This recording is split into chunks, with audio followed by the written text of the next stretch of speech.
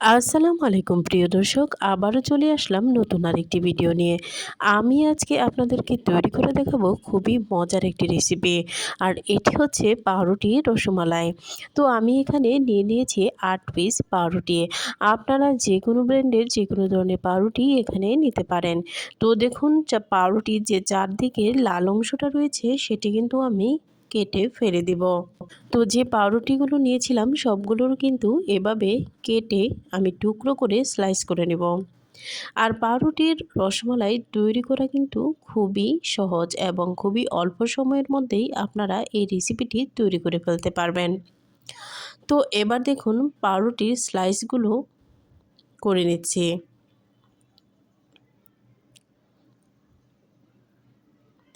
এবার আমি এই পাউরুটির স্লাইসগুলো একটি ব্লেন্ডারের সাহায্যে ব্লেন্ড করে নিব। তো এখানে দেখুন, সুজি যেরকম থাকে ঠিক সেরকম করে ব্লেন্ড করে নিয়েছি। এবার একটি পাত্রে আমি নিয়ে নিয়েছি 1 কাপ দুধ, আর এখানে দিয়ে দিয়েছি 2 টেবিল চামচ চিনি।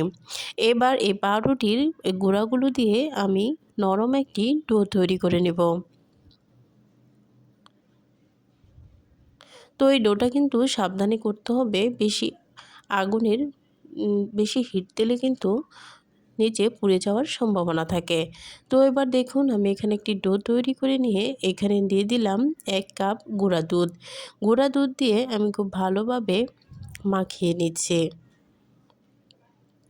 তো এবার এই পাউরুটির এই ডোটা দিয়ে আমি ছোট ছোট করে রসমালাইয়ের আকারে করে নেব।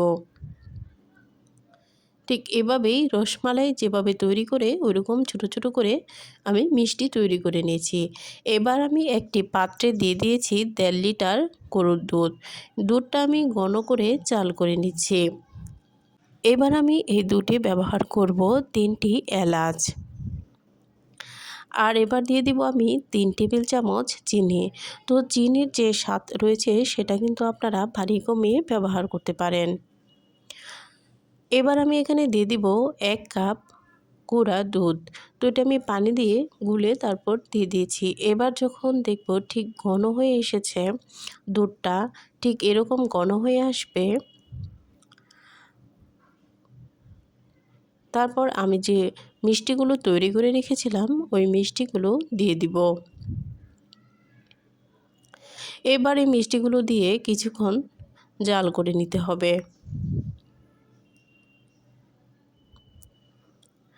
এবার কিছুক্ষণ জাল করে নিয়ে যখন দেখবেন ঠিক ঘন ঘন হয়ে এসেছে, ঠিক এরকম ঘন ঘন হয়ে এসেছে, তখনই কিন্তু এটি উঠিয়ে নিতে হবে। এবার কিছুক্ষণ রেস্ট নেওয়ার পরে দেখুন পাউরুটির যে রসমালাইগুলো কতটা সুন্দর হয়েছে। মনেই হচ্ছে না যে এটি পাউরুটির রসমালাই, একদম ঠিক বাজারের কেনা রসমালাইয়ের মতো। আর আমার ভিডিও আপনাদের কাছে যদি ভালো লেগে থাকে অবশ্যই সাবস্ক্রাইব করবেন, কমেন্টে জানাবেন, আর বেল বাটনে একটি ক্লিক করে দিবেন। আশা করি ভালো লেগেছে। আল্লাহ হাফেজ।